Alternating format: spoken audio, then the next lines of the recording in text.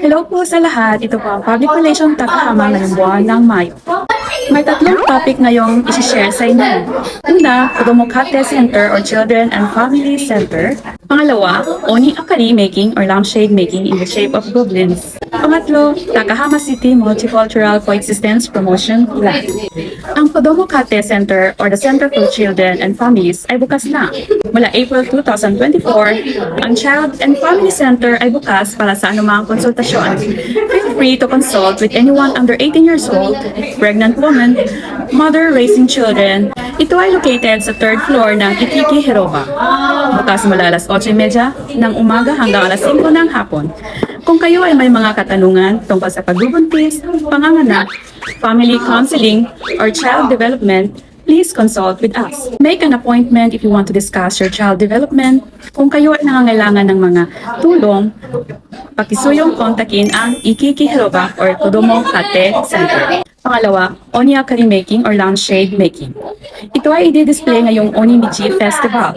Maaari mong ma-experience na gumawa nito under the guidance of an Oni Gawara craftsman. Ito ay gaganapin ngayon June 22, Sabado mula alas 10:30 at June 29, Sabado ng alas 10:30. Pwede kayong mamili sa dalawa.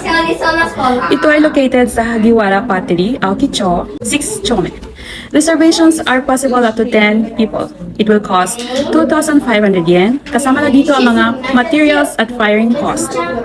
At maaaring magsuot ng mga damit na pwedeng madumihan sa panahon na iyon.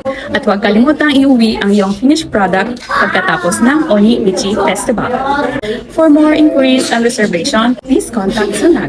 Pangatlo, Takahama City Multicultural Coexistence Promotion Plan. May 21 opinion ang itinaas hinggil sa Multicultural Coexistence Promotion Plan na ginanap mula Pebrero hanggang Marso ngayong taon. At ito ay kompleto na para sa improvement ng lungsod.